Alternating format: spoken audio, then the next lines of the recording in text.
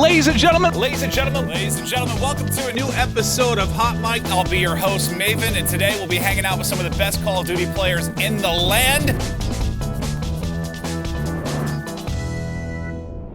But I do want to take a look at another tweet we had, because this was just weird.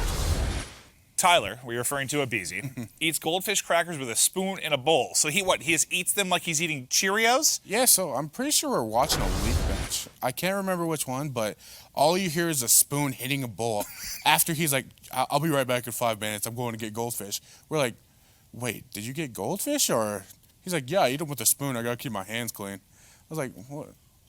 I mean, okay, I'll be honest. I've eaten at times if I'm gaming and stuff. Like, I've had French fries. I got Five Guys last night. I'll eat fries with a fork sometimes to keep my hands, like, not greasy while I'm gaming, but I've never heard of the goldfish with a spoon thing. I mean, it's not hard to get up and go wash your hands after you eat goldfish, but... That's true. I guess he just likes making his mom's job harder. Yeah. All right, well, what is, that's obviously a bit of a weird thing from Abizi. What's like what's like the weirdest thing one of your teammates do? Or someone with a United work? So my teammates aren't really that weird, but Burns, every weird. time he plays...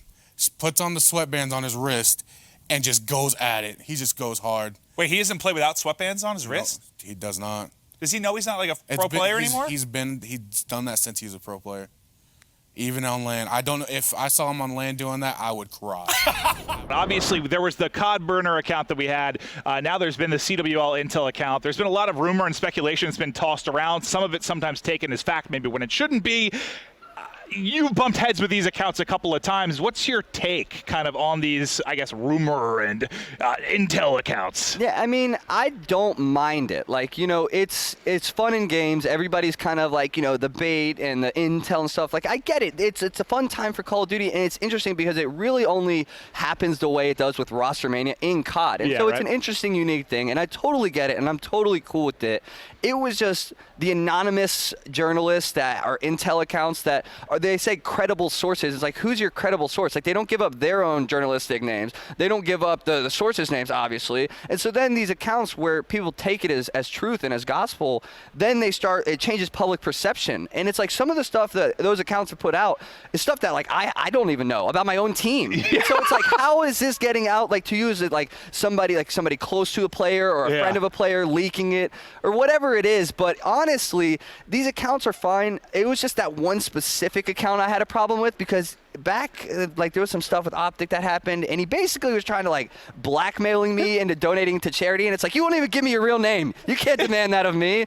Come on now. Well, now I kind of want to ask you, maybe we'll go back to the COD burner. Do you have any idea who's behind the account? I truthfully believe it's a multitude of pros. Like, it's a few of them. I'm going to be 100% honest. There was a time where I was 90% sure it was you. It was me? I actually thought it was you for really? a long time. I don't know. I would never it just seemed like something I could see you do. When COD burner was doing, I could see you just sitting there, Clayster, typing away, having fun with it. Like I said, there's some stuff that he said that I don't even know. I know I'm not the COD burner, but there's stuff that I didn't. You think it's just like a group of pros kind of going through it? I think it's a couple of them, and then they have pretty good sources. Like, I'm sure that other pros have messaged the COD burner and then, like, leaked some intel, because it's stuff, like I said, that, like, unless you're a part of, like, the pro group, you wouldn't know. There's no way you would know it. Yeah, well, I guess as a commentator and just a fan of Call of Duty esports, I kind of enjoy it because it create some drama, but I can see from your point of view when you're in the mix of it, like, it doesn't really affect me. I just sit back and I'm like, yeah, I mean, in the end, it's all fun and games until, like I said, people take it too far and they take it as truth, and then I start getting these hate messages when in reality, the reality of the situation is I had nothing to do with anything, you know? Well, it's fun. It's fun. Well, maybe not for you. Now, I do want to show this because Nameless, now, he's on the analysis desk. He's retired. He had to fill in for Splice, I believe, for Lamar, for accuracy on this squad. So he took a little bit of a shot that, you know, despite the fact he's losing, he was able to outplace you. You get a laugh out of this, or he's a little frustrated at the time? I mean, it's both. Like, I laugh at it. It's frustrating, too, because, me and Ant are really good friends, so it's like friendly rivalry, like, you know, trash talk back and forth. You were a little pissed, though. Of course I was. I tweeted back at him. This tweet's probably not appropriate to show on the show. I don't think it was. No, I think I considered it, and it definitely wasn't. No, it was not appropriate. But I was definitely heated in the moment. But thinking about Ant, it's just like my friends back home. You know, it's just rivalry, like friendly rivalry. We'll get a little bit of payback for you here, because we're going to roll a clip. This is Nameless actually playing with Splice. Let's take a look. Right. I saw this live. I clipped it. So you clipped it too? I was one of the people who clipped this. I think it came from Silly, I believe. But this is him with the Tempest. Now, if you watch Vegas, the Tempest is like the most powerful thing in the game. It's absolutely like a force to be reckoned with. and he's whiffing everything. We already saw him whiff 2, 3, 4. The fact that he's not able to hit it. The funny thing about this clip, though, is the whole time Ant's doing nothing. 2,100 damage. Splice still winning the match. I thought it's funny. I showed this to our production team. They're like, honestly, I don't think the funniest part is the Tempest play, more the stats at the end of it. Because if you're the Tempest guy, like you're the one. Usually they were leading, like it was kind of like your battery and profit that led in overall damage. He's 13 and 16, last place, so maybe still doesn't have it. But I mean, he's been out of the game for a little bit, so we'll let him slide. We'll let it slide. I do want to take a look now at one of your better plays from the Pro League qualifier. This is when you guys were making the run. You're starting to come back. If we could roll that, I want you to kind of take me through this incredible moment, this incredible play from the Pro League qualifier. I knew it. So tell me, what happens here? Oh, man. I actually screamed, no, as I was falling off the map. Okay, so what happened there was I went in. We had vision pulse. I knew they were all there. I saw it. I saw the 3-piece or the 4-piece, whatever it was. They had a war machine. They were shooting it on the inside of the ring, so I went outside the ring, which I have never done before, and I just didn't measure it correctly. I did, and I was like, 3-piece, no! And then Nagafin was like, all right, well, I guess I have to Hellstorm now, and then he kills all of them. Well, because we saw here in Castermore, I'm watching, oh my God, he's about to get the entire team, and then oopsie daisy. Oh my, it was so close. It was so close. If I slid a little longer, I had that 3-piece. Well, it was a tough one, but hey, it brought a laugh to me and Joe.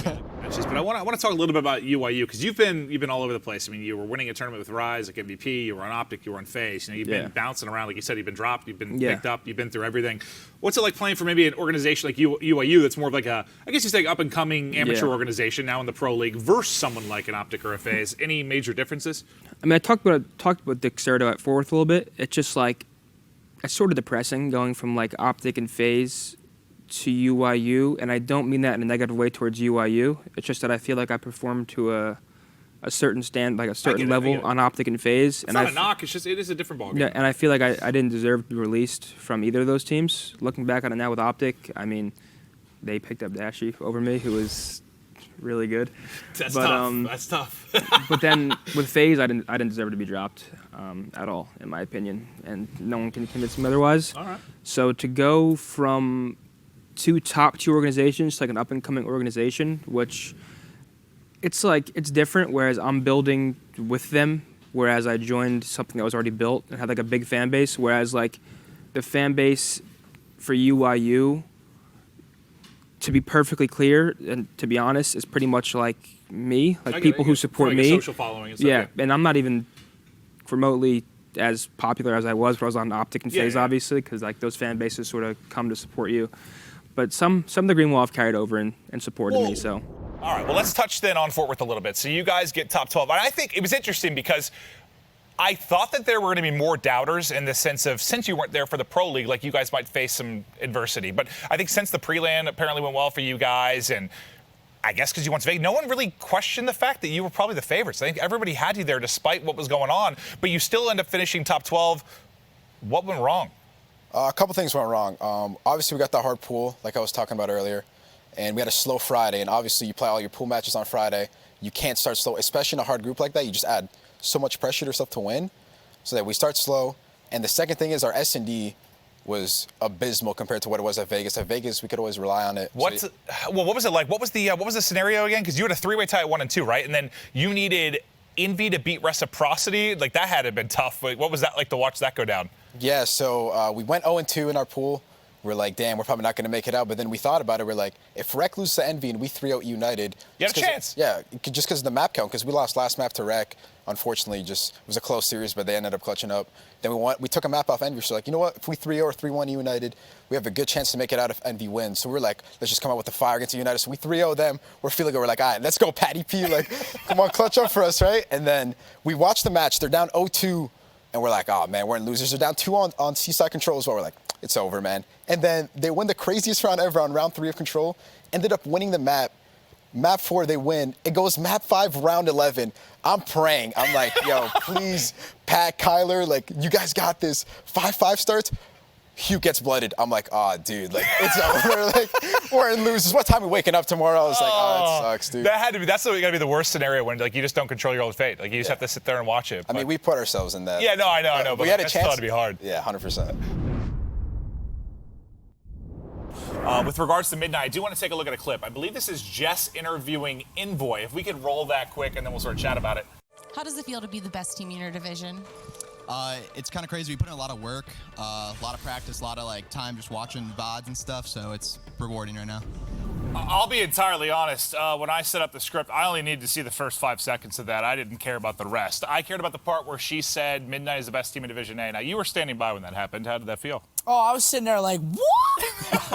I was like, Jess, are you serious? We're sitting here playing with a sub, and you just go ahead, call them the best team. We won Vegas, dropping 4 maps. 1, 2, 3, 4 maps to 2 teams, and you have the nerve, the audacity to call them the best team here. Well, what about you two? Do you think it's fair, sort of, with them at 4-0 right now? Or, I mean, they're still the Vegas champion sub. Yeah, it's still optic at the top. I'd say best outside of the standings at Vegas, the top 4 there, because obviously you're missing 4 teams, so yeah, you can't really say until you see them play. Yeah. Well, she said within the division, so.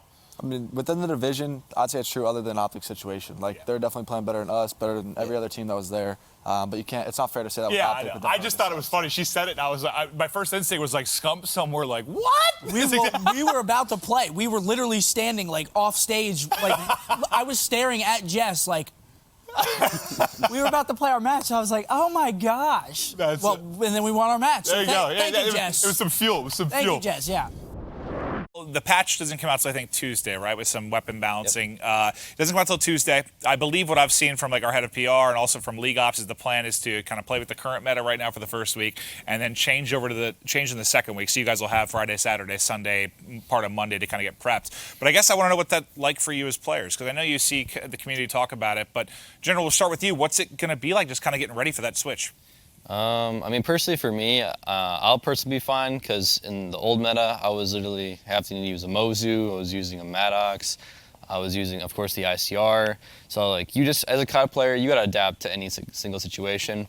When the game first came out, like, my team was using, like, the Vapor meta with the double stock, and, you know, it was fun to use. But then once the Maddox was a prevalent gun, and from there, it was just Maddox time. It's just going to be a lot of testing and grinding this weekend, basically? Basically. Like, we don't know if, like, weekend. Like, it just really depends how much the changes really affect the guns that they're supposed to be changing. Because they say minor, but you never really know. You never know. Yeah. Until you actually get your hands on them. It'll be interesting to see. Yeah, like the KN can become like the new Man of War. Like, who knows? That's true. It'll be interesting to see. What about you? You guys have any plans to kind of get prepped for the switch? Just grind. I mean, it's not. Well, you're a grinder. You've always been a grinder. It's not a big deal for our team, especially because all this, like, we all know what we're dealing with, so we all know, like, during the weekend, we have to play Call of Duty. Like, we have to grind and scrim. Because, yeah, like Troy said, they say it's minor, but it's probably going to be huge. Yeah, I mean, for me, just as a fan and commentator, I'm excited. Just because I like the chaos. I like the change. I like keeping it fresh. It's a sad question now, boys. We're going to get sad here. Not really all that sad, but I guess I want to hear from you guys. Like, which player on an old roster do you miss the most? Like, has there been someone that you've just missed teaming with terribly? Tash, we'll start with you. Is there someone that you just, it's pained you not to be with them anymore? Did you just lock eyes with Clay during that? Who have I missed the most? It probably have to. I haven't really. Well, let's say from your old roster. Let's say from the phase. Let's say from the phase roster. Now you're on EG. So from the phase roster. Which one? My most recent one? Yeah. The most recent one. I'd probably have to say. I miss Celium a lot. Yeah. Really? Yeah. Bro, even that short little period, he's the go-to. Dude, he was so funny. Like when you get to know him, he's like. We were, if we would have qualified, we would have been like a family. Like, bro, Celium is so funny. He's the funniest kid. Yeah, I don't really know him that well, honestly. He's so innocent. He's such a good kid. He's so funny. And we actually had a really good time together. Besides, like, not qualifying, like the team's vibes were great. Despite the whole failing thing. But I mean, I miss everyone from my old team. Like, we were all really good friends. We had a lot of experiences, a lot of ups and downs. But I mean. It was a really fun time. On to the next experience, really, for all of you. Crowder coaching, Zuma's still trying to figure stuff out. You're on the EGT. It's going to be exciting to see how it all plays out. Yep. Cap, I want to talk with you about a moment you had. So I want to roll the clip. This is when you guys were playing It's Accelerate, and you had a moment with Beezy. Let's let the clip roll, and then we'll chat about it. Good one. He's caught. He's got to get one kill. He's got to get one kill. Beezy's going to fly on in. He does find one. God, Cap! Oh, and a little bit of extra love. Varsity. No, I was Wait, if he didn't shoot your body, he could have won the round. Yeah, probably. Well, no, he could have enough time. He could have got full streaks, though. He could have got the drone squad, I think he had, so he might have been able to get another one. But so he shoots your body. We're all having a laugh about it. I mean, shooting bodies has obviously been a thing through Call of Duty basically forever. What were your thoughts when that happened, though?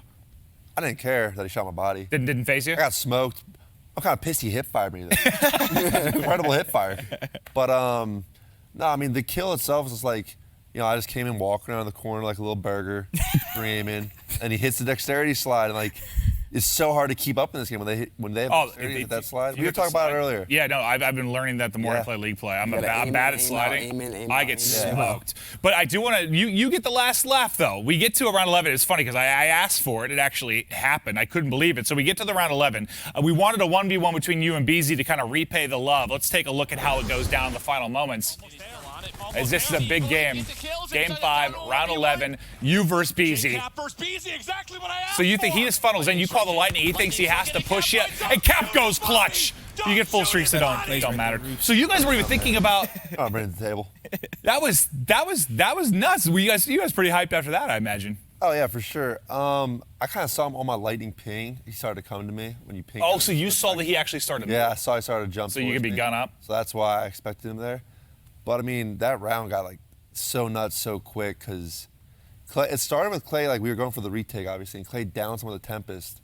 I thought that would be like the opening we needed, but then, oh no, it got wild. And I was scared my lightning was going to kill me at the end too, because I actually did call it in. That would have been funny. I thought it was going to happen, to be honest. I was like, it's going to kill him. Especially since he ran at me, I thought the lightning may have like tracked him and then ended up blowing myself. I was so shook when I was defusing the bomb. That would have been amazing if that would have. Well, for me, I would have had a good laugh behind it. But I do want to hear from you guys though, because everyone that shot bodies. So you got your body shot, and then you ended up winning the 1v1. I think Pat shot bodies and then got reverse swept by you guys, right? So like anyone that shot bodies, basically, they were cursed last week.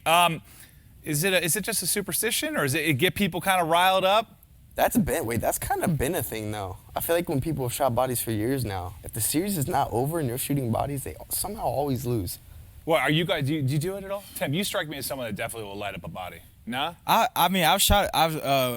We played Envy in the league in World War II. I turned on Kyler, shot his body, then he spawned up and got a 9-piece. That's what I'm saying, though. All right, well. That happened, but like I don't ever like notice that. Like we didn't go down 0-2 and be like, oh, they're shooting bodies. We're about to smoke these guys. Like we're down 0-2, just like how are we down 0-2? These guys are horrible. Just start coming back. It's the thing I've learned to not do until the series is over. Like, you're about to defuse the bomb to end the game. All right, I'm going to shoot. Just save it for the final moment? Yeah, 100%. I don't believe in karma, but it's weird that people who shoot bodies, like, I swear it always happens. It's just been a lot of moments, right, over the course of Call of Duty esports. It feels like it happens all the time. So that was a funny moment. What's been, like, the funniest moment you've had? Anything crazy that's happened? If the zombie apocalypse, whatever the hell was going on there, is your best moment, that's all right. But some stuff that I probably couldn't say. Oh. Dude, what about the scorpions? We found one in Brad's room when he was showering. He just looked up, seen a scorpion above his head, and he was like, oh, I would have moved out. I would have lit the place on fire. And then the day before we flew out to PLQs, there were scorpions in some bedrooms, so, yeah. Why do people live in Vegas? I couldn't do that. No! If I saw one, I would actually have to move. I'm not kidding. How do you kill a scorpion? They are armored or something? Like, they're terrifying. This was actually humorous to me. So this is a goofy segment. We have two Dylans here, spelled differently. We have Dylan attached, and we have Dylan envoyed. It was great because I think Ethan earlier before the show asked, he's like, Dylan, could you move a little bit to the left? And both of them started to scoot, which cracked me up a bit. But we're going to do a little bit of trivia. So we've got two Dylans on the desk. All right. This one's going to start with envoy. What's the gamer tag of the Dylan that will be playing for reciprocity? Dylan. Okay. Wait. That was an easy one. Okay, they start easy. They start easy and they get harder. All right, they're still pretty easy. Wait, is this a race? No. Go back and forth. Going back. This is Dylan trivia. Your name's not Dylan, so you're not in this. Okay, sorry. Which Dylan? Mad Cat. Which Dylan played for Denial in 2014? Me. I was hoping he was gonna get stuck for a second because it would have been great. He did get stuck for a second. Wait, did I? Yes, I joined it. Yeah. 2014. Oh, because AW Columbus was before 2015. Yep. Yeah. So I did play. Okay. Oh, yeah, 2015 probably would have made more sense, though. Okay, next one. Back to you, envoy. Back to you, Dylan. All right. What is the gamer tag of the Dylan that played for the Pittsburgh Knights at CWL Vegas? Oh, see, I told you, they're getting harder.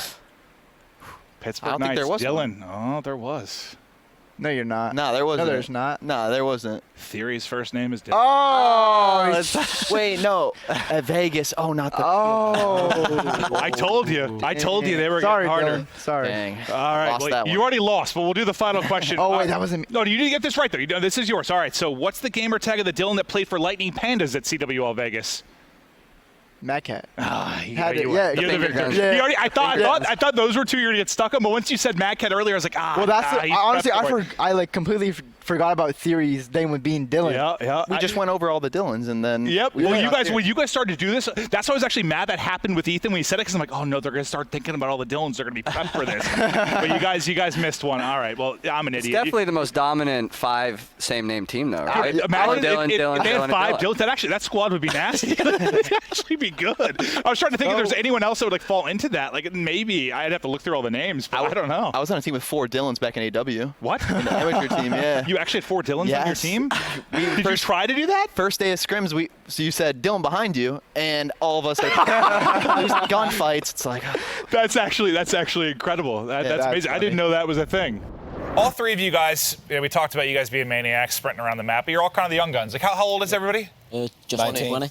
So all 19 through 20? About to be 21 I here just soon. turned 20. 3 months. He's 20. I'm the youngest one here? He's the young gun. But I turned 20 in like 3 weeks, April 19th. All right, so when you're all the young guns, do you guys still think you're considered, like, the community calls you young guns. You all still think you're kind of like young guns at this point? Like, not like hit that like veteran status yet? I'm definitely still a young gun. Okay, yeah, you got to be. Well, when does it change? Like, is it like a moment? Is it an age? Like, when do you think you go from being that young gun to?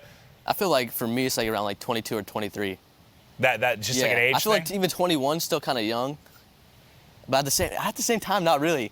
So either like 21 to 23 around there is like when it's like starting. I was trying to think even for me as a commentator, like when it like shifts in my head, just how I like view things. Like when it's like, oh, they're not like that young player anymore. Because there's like Is this an age thing or what? 18-year-olds and like 19-year-olds, so like you're like 2 or 3 years older than them already. So it's like they're the young guns now. Yeah. And you turn what? You turn 20 in a couple weeks, you said? Yeah, April 19th. Old man. I'm literally gonna have to start pre-aiming, gonna have to start rotating and stuff. Yeah, no. What sense do you play? About 6'6". Oh, I have you're to go down to 5'5". Yeah, 4'4". Yeah, you're in 4.75. Sniper high zoom from 1.25. He's on like 3.5. I don't know how Slasher does it. What's he play on? No, I was just Oh joking. God, I thought you were serious. I was like, Wait, what? I know he does play on like a lower sense. No, I think he just bumped it up. I think he's he on did? 6'6". Yeah, I kept roasting him. He was on like 5.75. I was like, bro, how did he play on this? Yeah, I even play 5.51. So that if he's playing 5.75, that actually shocks me. 5.5 for a Mania, you can definitely get away with it. You can get ICR. But like, anything even else. with the ICR, I feel like it's too slow. It's like Yeah. for me at least, I just can't do it. No, yeah. But his centering's got like, so it works. Our first cast was COD XP. We did that once, and then we did the World War II season together. So it's been about a year. Okay, all right. And I've heard you do a really good Momo impression. Maybe I do a good Momo. All right. Well, we have a clip that I have not seen yet. I'm going to need you, Momo, to cast over this. If you. Okay, guys, here we go. Team Space accelerates control now. We've got Havoc on screen, and he's making his way forward. There's a chance now to make something special. Oh my goodness, he's jumped off the map. I cannot believe it. Just like that. 2-0 up, Team Space. Can they bounce back and get this done? Well, I don't understand how you do Momo so well. Well, when you spend enough time with him. And I just want to see the play again. So I knew that was the play. It was all a coming. ploy. I apologize. It was a trick. So this actually, before I asked the question, I've got to preface how funny this was to me. So I was talking in the back about you being called Bruce, and Ryan Thompson, one of our main producers, said something to me. He's like, it's like a Bruce Springsteen thing, right? And I was like, what do you mean? He's like, at his concerts, they yell Bruce, Bruce, Bruce. I was like, no. He's like, his name's Bruce, right? I was like, no, his name's Brandon. And he had no idea. So like, where can you tell people maybe haven't seen or know like where the Bruce thing came from? Oh yeah, there's so many people that think my name is Bruce, and like I definitely thought. And they're so let down. I'm like, no, my name's Brandon. Like what? They're like, so my sleep schedule was all messed up. Woke up really late. 30 minutes on. I get on after 30 minutes, and then my voice is really deep when I wake up. So then Saints from midnight, he goes, is that Bruce Wayne? And then he's like, I'm just gonna start calling you Bruce now. So then I didn't think anything of it. And then it stuck, apparently. And then later on, obviously I teamed with Doug, Rick, and then Doug just kept calling me Bruce. He's like, yo, Bruce, best player in the game, this and that. He was just gassing me to all the pros. But then he was just saying Bruce though, like just to like you know what I mean, to like Oh, Bald Dash, he gets it. Yeah, exactly. So yeah, I get it. I never thought of it, but then ever since I joined Optic, and then Seth started calling me Bruce, everyone's calling me Bruce. Well, it's crazy now. when you hear, like, I mean, I knew it was a thing, obviously, but then once you heard the chants actually at the Avengers, those chants are godlike. Bruce, no, it's amazing. It's way better than Brandon. Brandon. Nah, yeah, if they scream Brandon, I'm probably getting turned on. talking through some of the series you guys had. That's actually going to bring us out to our TCL clip of the week. This is from your teammate, Jared. He had some incredible grab slams throughout the course of this series. I think he had multiple three-pieces behind. This actually turns into a 4th kill, I think, on the tail end of it. Talent. Go. And then we also, I believe there's one where he goes, this is the round 11. So what is going on Don, here? quarterback you Don. called this, play caller? Quarterback Don. Yeah. I said, yo, we got grab, we got war, we're hitting A. I don't give a beep. It worked. And it worked. I remember thinking, like, I was so hyped. I had It's round 11. I was like, oh, well, round 11's over. I hope the people watching know that they're not censoring it. Don is actually adding. I think this is a message from you to your buddy Dashy back at home. Say to Dashy, hopefully watching at home. Big Brucey, what up, baby? I got your role now, baby. Let's go. But we miss him, and hopefully he can get here before the end of the 2 weeks. Well, that's going to be our TCL clip of the week. You were excited. So, kind of with the first question, you were going through kind of the changes and stuff. You mentioned kind of taking his role, the Maddox now in your hands. How'd it feel? A little bit different for you? Oh, it's absolutely completely different spectrum playing the game. I imagine. My teammates are making fun of me, and even EG's fellow is making fun of me because he's one of their Maddoxes, and he was telling me, he's like, dude, you play like you have a SOG. And my team's been saying the same thing, and I'm like, yeah. It's a different beast. But I'm just trying my best at this point. We're going to take a look at this. Is a clip from Pharaoh's stream. This is actually going to be our TCL clip of the week. This is you kind of going general slasher. Let's take a look. All 5 of us better be in the mumble when we're starting the scrim. I've been in the mumble every day besides No, we today. have not. I'm 5 minutes late, and I'm the first one in the mumble. If we say we're scrimming at 3, all 5 of us better be on at 2:55. If the other team decides to torch, the other team decides to torch, I'll get a new scrim. We're not starting late from now on. If we're not calling out, I'm getting off. If we're not going 100% every map, I'm getting off. Literally today, that G2 scrim wasn't rebooked. That's why Zinni was Listen, confused. I want to hear your voice 5 minutes before, Jay. I just want to talk to you. I want to be a teammate. I want to ask how your day's going before the scrim starts. I'm going to say, yo, Jay, did you shoot your 10 bots yet? Yeah, Austin, I shot my 10 bots. I'm ready to go today. All right, Jay, let's get it. Let's get some good practice in. I could do that. All right, so obviously, you hear the guys kind of laughing a little bit. The community kind of got a laugh at it. Everybody sort of loved you, but that was pretty serious, I imagine, coming from you at that time, though, right? Oh, no, it's super serious. I mean, especially after a poor performance like Vegas, if we're showing up late, like, that's just already a bad start to the day. Like I said, our practice is poor going into it. I want us to be on time, be warmed up, so the first map isn't a waste of our time. And it's a problem with a lot of the pro community nowadays. I mean, their scrim starts at 2 or 3 p.m., like West Coast time, 5 or 6 Eastern, and people are just 30 minutes late. It's like, come on, man. I want to take a look. This is a snippet actually from Clay's YouTube video that he did about the drama. Let's take a look. It's just, we as a team, we had a big team talk, got everything on the table, and I think it helped us immensely. I think the past 4 days of practice, 5 days of practice that we've had have been the best practice we've ever had on this team. I think the personalities and the defensiveness and the arguments and all that kind of have gone away now just because we all understand what's on the line here. All right, so that'll kind of mirror some of what you said, but then you say this, but then I want to take a look at some of the tweets that were coming out of the United camp. So this is, can we see, I think it's RCD's tweet we have first. Can we take a look at RCD's tweet as this was going down? So he basically said, horrible practice today. What a day is this, better for y'all. And then who else did we have? Didn't JCap tweet as well, I believe, about your practice? There was a couple tweets out there. There was a couple of them out there. All right, let's take a look at JCap's too, and then I want to hear what the hell was going on. Because you're telling me practice is going all fine and dandy. Then it seems like hate teaming with little kids is what Cap said. So what was going on? All right, first off, I want to say that Triggers Down hat in my video is sick that I was wearing. Second off, y'all are too gullible, man. Like, if everybody's gonna have fun with the intel and the baiting against us, then we can do it back. And honestly, those tweets were hilarious because of some of the stuff people responded with.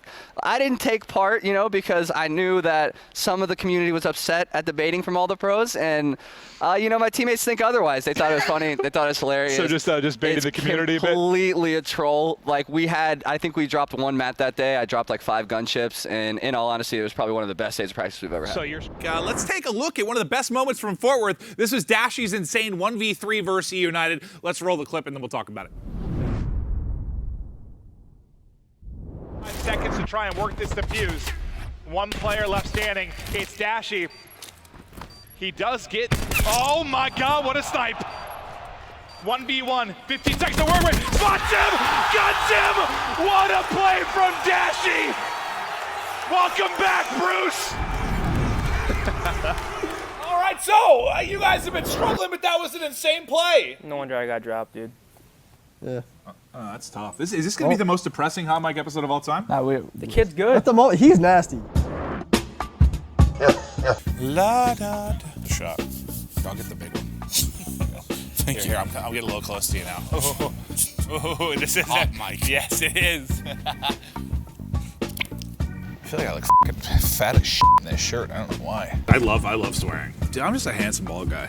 There's no way around it. If it's below, we're good to go? Holy shit. If it's below 8 minutes, I'll drive you. Holy we look good. Might have to put some more makeup on to compete with you. Yeah. I'm a blood. Jesus Christ. Wait, no, I f***ed it up. Jesus Christ. You're not a very good blood. Oh, there it is. There All right, quiet on the fucking set. We're getting started. Bro, all I ate was a peanut butter sandwich and a banana yesterday. Let's just cancel the show, dude. I'm hungry. Was there some toilet paper, dude, or do you feel better?